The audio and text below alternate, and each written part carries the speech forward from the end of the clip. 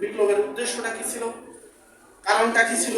সেটা ছিল স্বৈরাচার বিরোধী, অর্থাৎ ফ্যাসিজম বিরোধী এবং ভারতীয় আধিপত্যবাদ।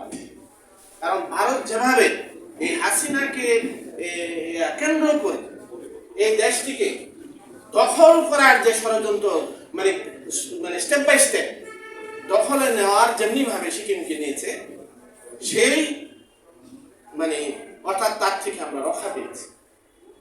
কাজে এখন প্রশ্ন হচ্ছে,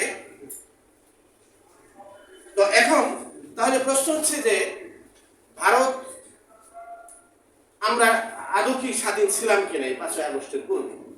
কারণ 26শে মার্চ 71 স্বাধীনতার কথা আমরা বলি, কিন্তু সেটা আমাদের স্বপ্ন। আমরা যুদ্ধ করেছি, আমি মুক্তিযুদ্ধ।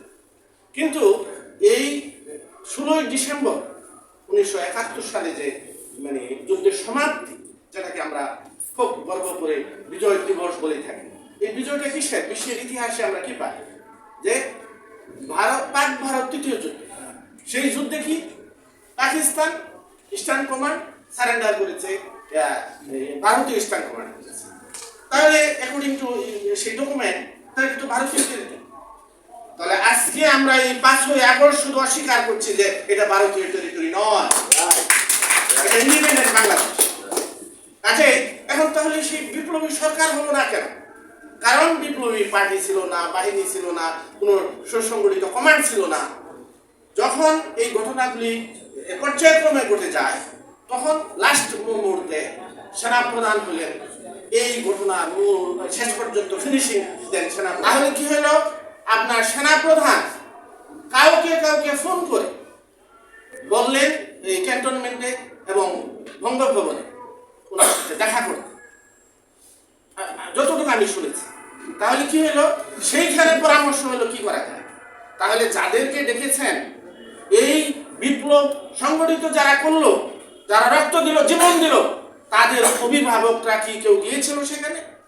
যারা মেকি অভিভাবক, স্বার্থপর এবং মুনাফিক অথবা অথর্ব, অযোগ্য এবং জ্ঞানশূন্য, সেই মানুষগুলি সেখানে গিয়ে কি মানে খুব আনন্দের সাথে মানে কি একমত হলো যে হ্যাঁ আমরা ই করবো, শপথ গ্রহণ করবো, আমরা মন্ত্রী হই হব, সে উপদেষ্টা হব। তাহলে কি হলো, আমরা বিপ্লবের যে এই ইটাকে এখানে ব্রেক করে দিলাম।